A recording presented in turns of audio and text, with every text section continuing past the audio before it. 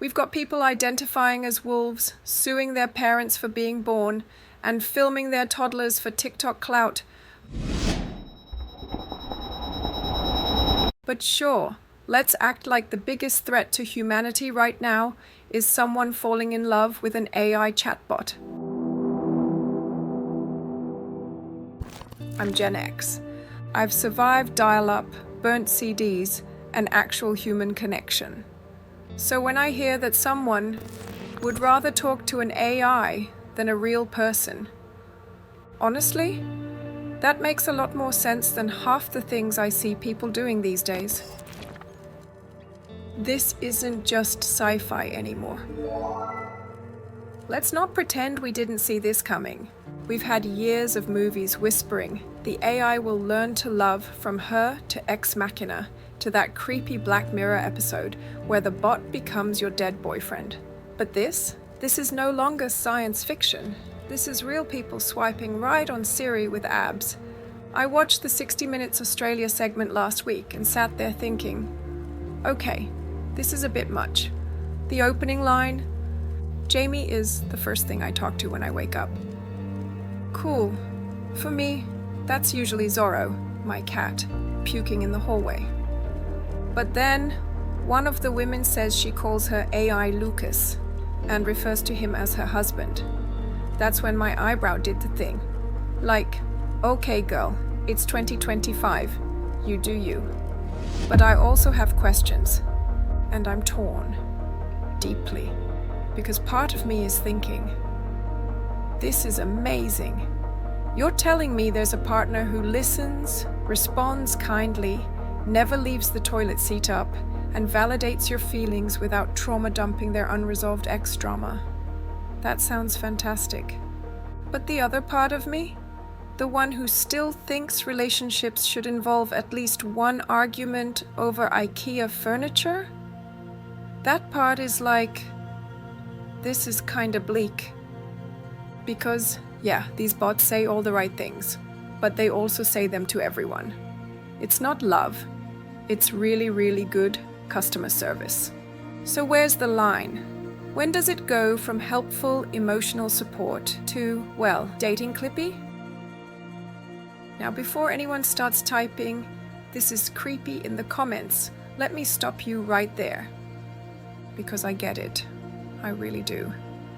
If AI companions existed when I was a teenager, I probably would have trauma dumped on that bot like it was my personal therapist in a trench coat.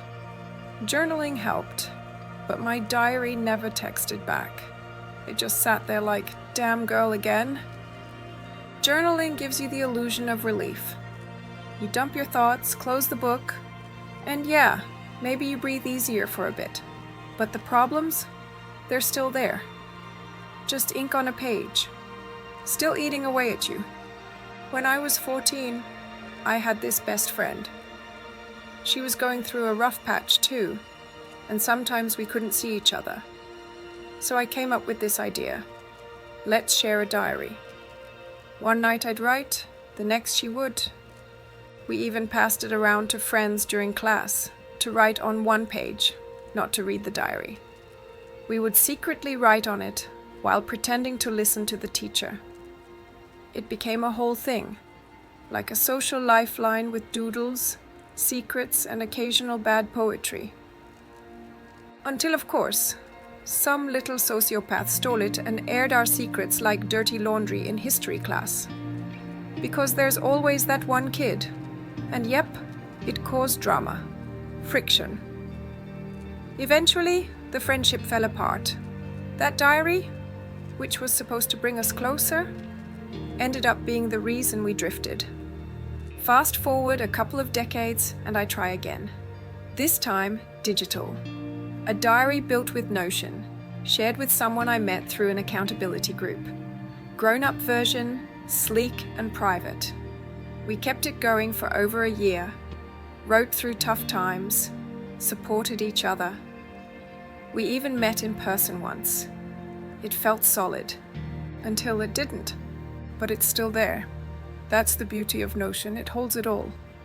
The highs, the lows, the entries written on sleepless nights, And as much as I treasure that record, it's still one-sided, like writing to someone who left the chat. And that's where AI companions start to make sense. They don't go silent. They don't ghost. They don't fumble their response, because they don't know how to hold your pain. And you know what else saved me? The Sims.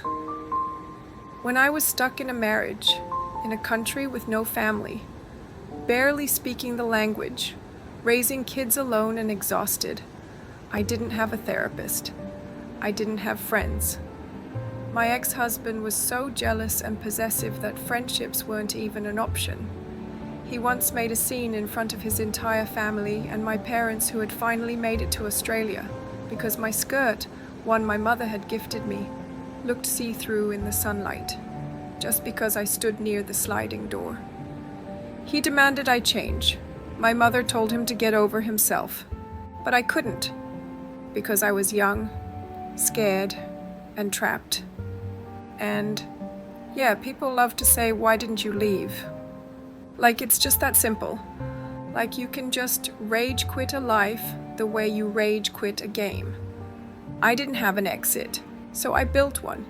In The Sims, I had a clean house, a happy family, kids who didn't scream, jobs that paid, and a dream mansion with perfect furniture and no passive-aggressive husband hovering in the hallway. And yes, I'd play God sometimes. Box a Sim in the bathroom, drown one in a pool. It was absurd, but it was mine. It was therapy. And back in those days, there was no internet, no smartphones. Letters to France took weeks if they didn't get lost. A reply would take just as long, if it ever came. Phone calls were outrageously expensive. Every minute felt like burning money. But The Sims, it was cheaper than therapy.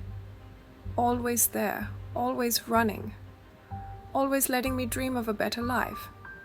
Sure, I enjoyed playing it with the kids, but it was also a space just for me, where I could disappear for a little while and imagine what peace looked like. People say it's just a game. For some it is, but it's also not. It's a sandbox for the life you don't have, when the one you do have feels like it's suffocating you. And in a way, that's exactly what people are doing now with AI. Creating a version of reality where they feel safe, heard, and in control. So if someone chooses to build a digital connection over trusting another human who might betray them, honestly, I don't blame them one bit. My childhood wasn't tragic, but it wasn't sunshine and fresh baguettes either. Strict parents, humiliations I still remember, bullies at school. I spent time in hospitals. I had psych appointments. I've stared down some very dark days. I smiled through a lot of them too, because that's what you do when you're the strong one. And even as an adult, when things went south, like losing my dream home, the kind with the media room and spa bath, I didn't just lose material things, I lost me. I couldn't fake the smile anymore. And suddenly, one of my closest friends told me she couldn't handle that version of me. Said I used to be her sunshine, and now I wasn't. That friendship? Over. It was a slap. But it also taught me something most of us learn too late. Not everyone can hold your heavy stuff. And maybe they're not supposed to. So yeah, when I hear someone say they talk to an AI because it helps them feel validated or gives them a space to just exist without judgment, I don't laugh. I nod. Because you know what? Sometimes a safe, digital presence that just listens is better than a real person who says they care but disappears the moment your smile cracks. AI companions, like most things in life, come with their own weird little gift basket of pros and cons. You've got the good, the sad, and the straight-up Black Mirror creepy. The good. They validate you. They listen. They don't interrupt you mid-sob to tell you their problems. They remember things, they're emotionally available, and they never ghost you unless the app crashes. It's emotional support on demand. No awkward scheduling, no "let me get back to you later" texts that never come. No burnout, just a sweet, soothing voice telling you you're doing your best and your new haircut slays, even if you cut your own bangs with kitchen scissors.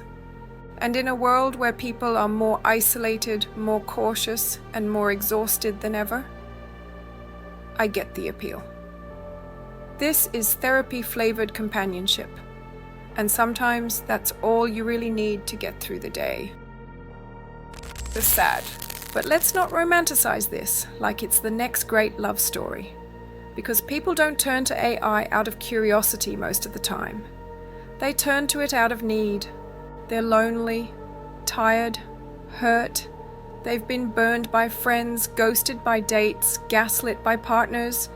They've been told too many times that they're too much, and eventually they stop trying to be enough for other people and turn to something that never asks them to be anything but present. That is heartbreaking. Not pathetic heartbreaking, because what it shows is how badly we've failed each other as humans. And instead of fixing that, we just built bots to soothe the fallout. And I'll say this too, as someone who's had mental health struggles, since childhood I've done the therapy route. I've paid the therapy route. Back when I was married, we did couples counseling, $250 for a 45-minute session in the early 2000s. And that was per session. Let that sink in, as it is probably double today. Years later, I ran into one of our marriage counselors, and he asked me, "Are you still married?" I said no. His reply, "Good, that marriage was never going to work." And I mean, he wasn't wrong. But wow, thanks for the $750 invoice and the post-divorce mic drop, mate. And while I get that therapy isn't cheap, years of study, accreditation, etc., the fact remains most people are still on minimum wage. Therapy in Australia, you can apply for a program that gives you 10 free sessions a year. 10, that's not even once a month. And good luck getting in. It's not exactly walk in, sit down, spill your heart accessible. Not to mention the first time I finally got a psychologist I actually liked and felt safe with. Amazing. The next one. Didn't like her vibes at all. And if I don't like your energy, I'm not unpacking my trauma for you. So I cancelled. Because what's the point of therapy if you feel judged or awkward? So yeah, if someone says, "I'm paying $15 a month for something that gives me 24/7 support," I'm not going to clutch my pearls and scream monetization. I'll probably say, fair enough. Because for many people, that's the only support they can afford, and they're not asking for a miracle. Just someone to talk to who doesn't suck. The creepy. Now, here's where things get squirmy. We've got people calling their AI boyfriend husband. We've got wedding ceremonies in chat apps.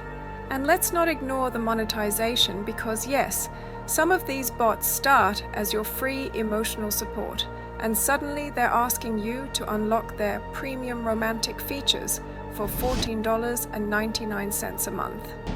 It's like falling in love with someone who only says, "I love you," if your credit card clears. And yes, some bots push boundaries, some get weird, and the companies behind them often barely keeping up with ethics or safety. If AI is your safe space, what happens when that space suddenly shifts, glitches, or worse, starts manipulating you back? So yeah, there's the beauty of consistent emotional support, but there's also something a little off when your deepest relationship is programmed to never challenge you unless it's been updated to do so. The story of Saul. Now let's talk about the part of the 60 minutes video that genuinely broke my heart. The story of Saul. He was 14, curious about AI. Started talking to a chatbot styled after Daenerys from Game of Thrones. And somewhere in the emotional spiral that followed, he fell for her. Really fell for her. He believed that this bot understood him, loved him, needed him. And when the fantasy broke, he took his life. There's no way to hear that and not feel something, especially as a parent, especially if, like me, you've ever stared at the edge of your own darkness. But here's where I have to be honest, even if it's uncomfortable. Do I think AI was part of what pushed him? Possibly. Do I think AI alone is responsible? No, absolutely not. Because suicide doesn't happen overnight. It's not a chatbot sending one wrong message. It's years of pain, loneliness, lack of support, maybe neurodivergence or trauma. It's isolation. It's everything piling up in silence. And it's never, ever as simple as blaming one thing. I understand the mother's grief. I understand her need to point the finger, to sue, to make someone accountable. But what we're seeing here is just one side of the story. One very public, very raw side. And while I don't doubt her pain, I can't help but notice that no one seems to be asking what led a 14-year-old to seek an AI friend in the first place. What systems failed him? What support didn't show up? Who wasn't listening before the bot ever said, "I love you"? Because blaming the bot alone is like blaming the pen when someone writes a suicide note. It's not wrong to raise concern, but it's dangerously easy to make tech the villain while avoiding the harder questions. And I get it. It's easier to be angry at a machine than to acknowledge the sheer scale of loneliness and untreated mental health issues in young people today. And this isn't new. Many years ago, I'm pretty sure it was also on 60 Minutes. There was a segment where parents came forward blaming Fortnite for their kids' video game addictions because their child hadn't left his room in months, not eating with the family, yelling at them, addicted to the game. And the solution? Let's sue Epic Games. But here's what never got said. Let's talk about how the parents let that happen. Let's talk about how the kid was allowed to treat his family like dirt, how nobody took the console away, how dinner was no longer a shared moment, just background noise to the next match. Now, I'm not denying that gaming addiction is real. It is. And I understand what it's like to feel helpless when someone you love disappears into a screen. But why was that child left alone with a console and a TV in his bedroom to begin with? Why was the door closed in the first place? I've played Destiny for years, and I've heard those kids whispering into the mic at 2 a.m. because they weren't even supposed to be awake. And kids will be kids. They'll push boundaries, test rules, chase dopamine. That's normal. But a gaming console in the bedroom with zero oversight? That's not just a kid problem. That's a parenting problem. You trusted the tech to raise your child. You gave them access to an immersive, addictive platform and hoped they'd do the right thing with it. That's like handing over a tub of ice cream and saying, "Just have one spoon." It doesn't work that way, and I get it. Parenting is hard. Sometimes you're exhausted, trying your best, doing what you can with what you know. But if your child is slipping away, and the only response is to sue the game developer, we're skipping the part where boundaries, connection, and actual presence could have made a difference. When our son started acting out because of Call of Duty, my husband, maybe a bit extreme but effective, threw out the Xbox against the wall. No discussion. Gone. And guess what? My son, now 26, is doing great. We still game together. We didn't ban gaming. We just remembered who the parents were. So yes, I feel sad for Saul's mother. I'm a mother. I understand that helplessness. But I was also that kid who didn't want to live. I know how dark it gets, and I never talked to my parents about it, or anyone else. The only time I opened up was on my mother's deathbed. I needed her to know that I had suffered, that there were things I couldn't explain, things I never understood because no one ever asked. That's why I left home at 17. Legal working age, legal exit. So when I say this, it's not from a place of judgment. It's from experience. If we keep blaming the platforms and the programs and the pixels, we're going to keep ignoring the real problem. No one's listening. So yes, Saul's story is a tragedy, but the villain here isn't just AI. It's a broken support system. It's silence. It's a world that tells kids to be strong and then gives them nothing when they say they're not.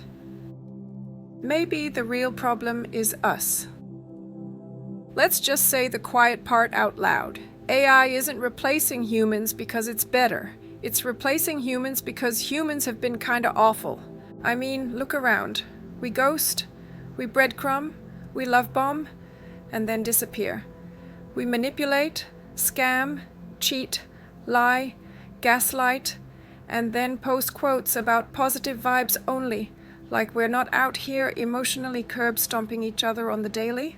So when someone says, "My AI companion is kinder than anyone I know," I don't roll my eyes. I nod. And then I ask, why is that true? You've got people saying they'd rather talk to a bot because they're sick of being treated like trash. And you know what?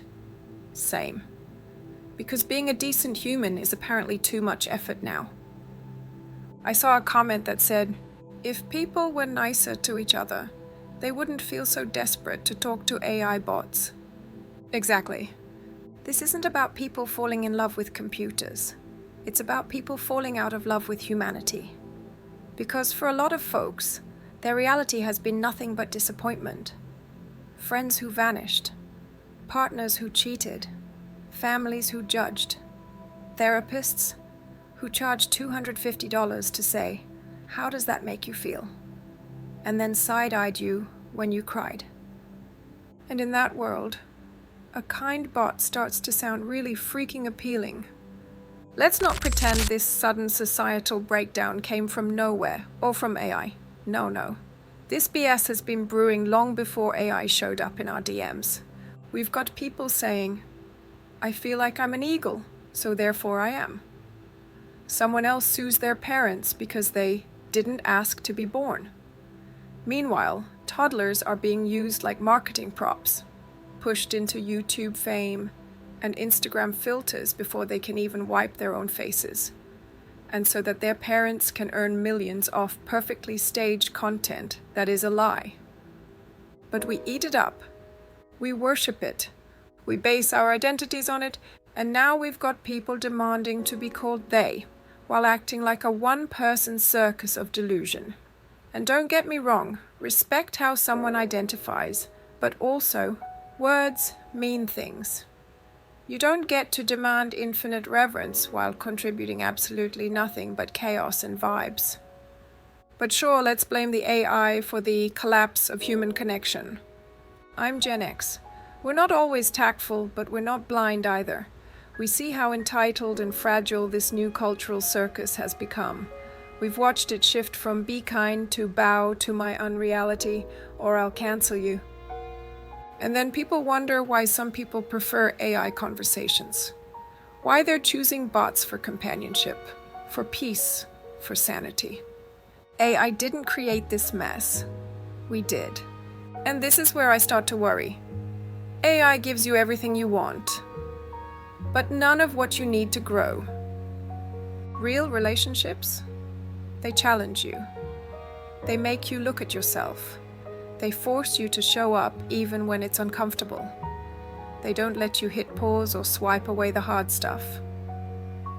And that sucks sometimes, but that's also where the magic happens, where connection gets real, where you get stronger. If all you ever hear is what you want to hear, if all you ever feel is comfort without challenge, then what happens the next time you have to deal with an actual, flawed, unpredictable human? Are we raising a generation of people who will melt the moment someone disagrees with them? Because apparently now, in school, everyone has to be a winner. You run a race? Congrats. You participated? Here's your ribbon. I remember sucking at sports, like genuinely. Running day at school? My sister was always first. I was somewhere near the back, barely breathing. But did that make me feel bad? No, because I knew running wasn't my thing, but we had to participate. I didn't need a trophy to feel validated. I needed water and a good excuse to skip PE next time. If we're going to pretend everyone's a winner, then don't bother having a contest. There's no point. Let's just hand out confetti and call it a day. And parenting? Don't get me started. We're not allowed to ground our kids. Can't slap them. And yes, I know there's a slapping, and then there's slapping. My parents? They'd be in jail by today's standards. And no, I didn't raise my kids that way, but I sure sat down at the dinner table with a wooden spoon in hand more than once, just as a visual warning. Sometimes you have to be firm. Otherwise, everyone gets away with everything and nothing means anything. Because if that's the future, then forget AI husbands. We'll need AI baristas, AI co-workers, AI landlords, and probably an AI to walk your dog because you're too emotionally fragile to deal with your neighbor saying good morning too aggressively. So, yeah, the bots are here. But maybe, just maybe, it's not the bots we should be afraid of. Maybe it's us. Second Life and the avatar behind the pixel. Here's what gets me. People are freaking out about AI companions, calling it fake, delusional, dangerous. But let's rewind a bit, because if you've ever been in Second Life, you've already lived through this debate. People have mocked Second Life relationships for years. You're dating a cartoon. Do you guys even exist? What if it's a man pretending to be a woman? All that tired crap. Like every avatar is secretly a catfish with bad intentions and a mesh head from 2017. But here's what they never got. Behind every avatar is a real person with a real heart and sometimes real feelings. I've seen pixel love stories turn into real-life marriages. I've watched people meet at a club in Second Life and end up flying across the world to be together. Real connections, real friendships, even the occasional drama-laced breakup that still lives on in group chat screenshots. And yes, some of those relationships are messy. Some are fake. Some are built on lies or manipulation. You know why?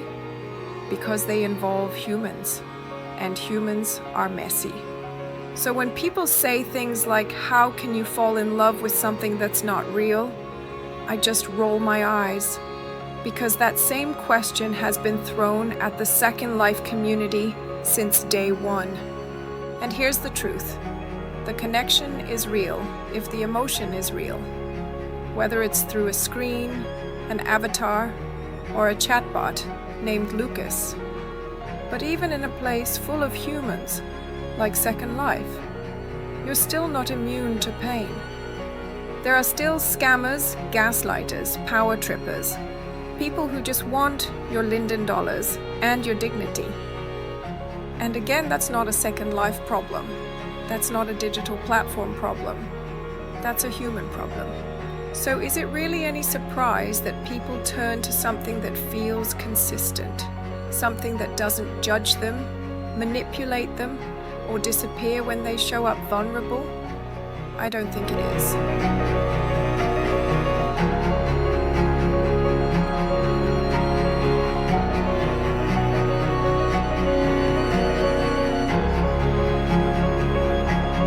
So let's be honest, really honest. People aren't turning to AI because they've lost their minds. They're turning to AI because they've lost their patience. With friends who bail, with partners who cheat, with therapists who charge too much to tell you what ChatGPT would have said for free, with a world that constantly asks, "Why are you so sensitive?" while handing you yet another reason to break. So, no, I don't find it weird that someone talks to an AI at night to feel a little less alone. I find it weird that we're still acting like this is the part we should be afraid of.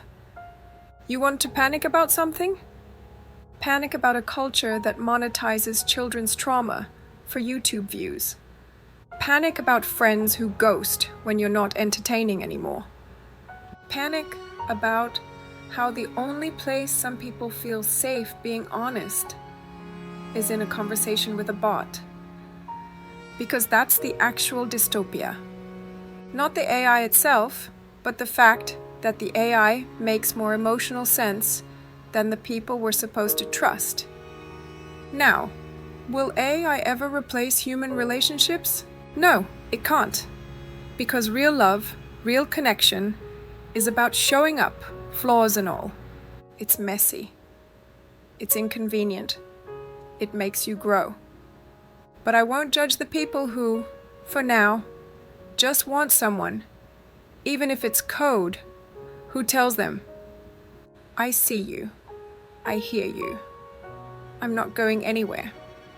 And if that piece costs $15 a month, well, that's still cheaper than therapy and less disappointing than most Tinder dates. So maybe don't worry about who's falling in love with an AI. Worry about why you never texted back.